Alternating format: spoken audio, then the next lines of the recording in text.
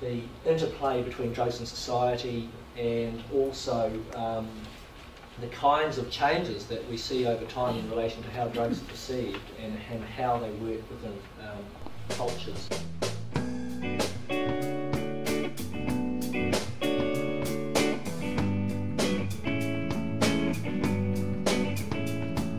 And how the development of colonial capitalism interacted with drug use, and how drug using habits changed, but became deeply embedded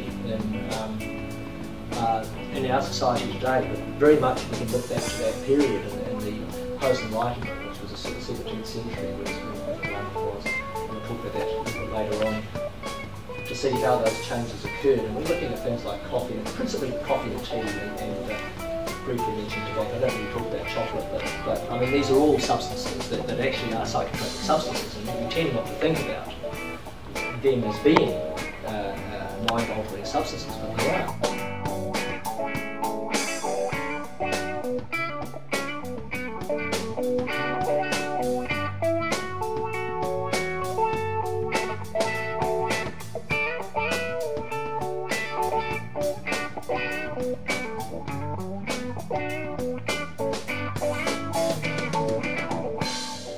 And so you get a sense of a tradition of substance use, psychotropic substance use in Europe,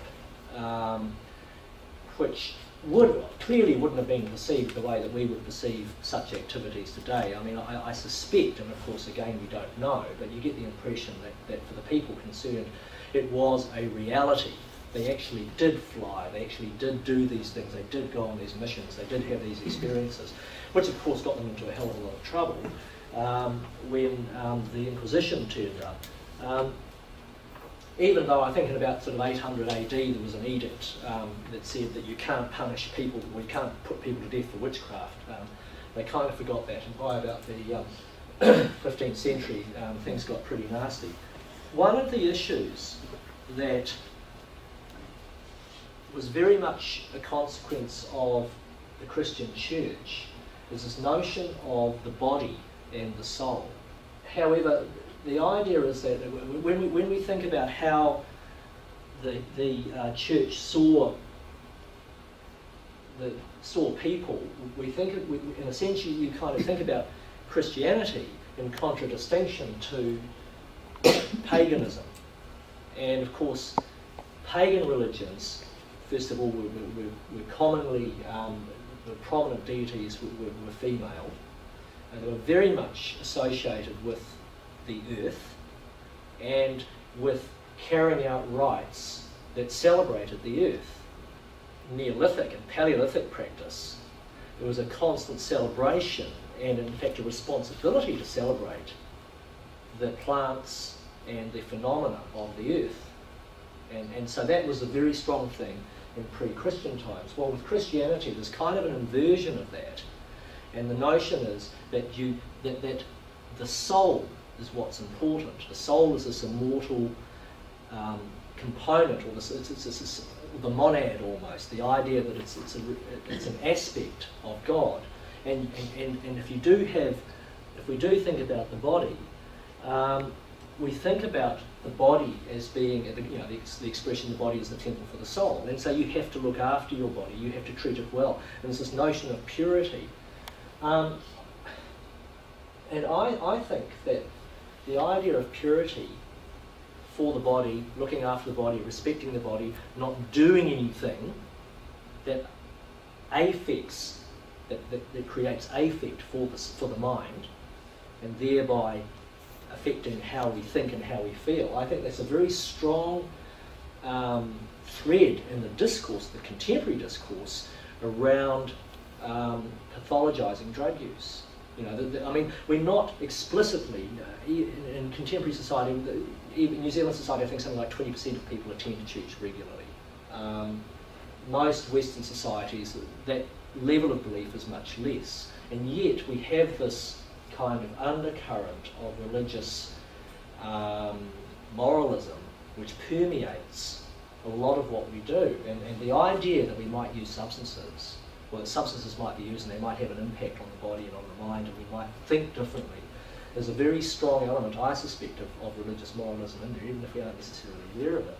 And this is where I'm saying that it's almost subconscious, or it's sort of buried. You have to start thinking, well, why else would people be so averse to the use of something which, by the evidence, doesn't exhibit clear and obvious harms? Then you have this notion of the devil did it, and as I've alluded to, this is the existence of the devil is crucial to the existence of the Christian God. But by definition, it's a kind of counterpoint to the faith, and this is very much, of course, the case in early modern Europe. One of the issue with regard to this is I think, an interesting one. This is an argument that Dürer makes. Excuse me, and that is that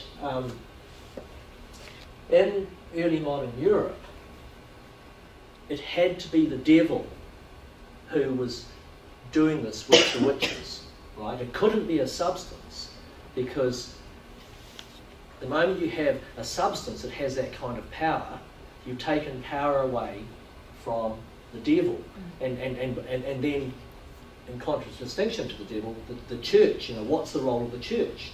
And so the idea was that these activities that the witches were involving themselves in were activities that relied on them having some kind of covenant with the devil.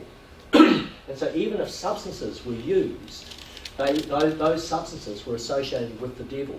And this, I think, again reinforces this idea, when we think about these issues in a contemporary sense, that even though we don't think the same way these days, most of us, about these religious, or our religious philosophies are potentially somewhat different, the reality is that there is a strong sense of moral foreboding around the use of substances. And I think that's something that's stayed with us. This is a tree of death and the tree of life. It's interesting they say death and life instead of life and death. And so, I'll get one little thing going now here. So what we've got here, of course, is on the left-hand side, we've got the Christian motif, and you've got culture. And culture is evidenced by clothes. And we've got the monk, and we've got these various icons that reflect a Christian and spiritual approach. Whereas on the left-hand side, you've got the unclad person, and you've got skulls, and you've got images of decay and death. And so it's this whole notion of the Christian versus the pagan or non-Christian. And this is something that went on for a long time. It was very deeply embedded. So you have this opposition between Christianity and paganism and nature and culture. And so all these needs, including sensuality and so on, are denied. And when we look in a minute at some of the images associated with the witches, you'll see it's a very sensual process. There was a movement from the earlier period where women were really quite strongly placed in culture and society. They carried out work in guilds, and they had trades, and they were masters of trades and so on. Moving on from that towards the later period of this particular period, where of course women's role diminished and became much more undermined, and they didn't have the kind of expertise and responsibility that they previously had, particularly in various pragmatic activities of daily life. There was also the clothing changed and became much more closed in.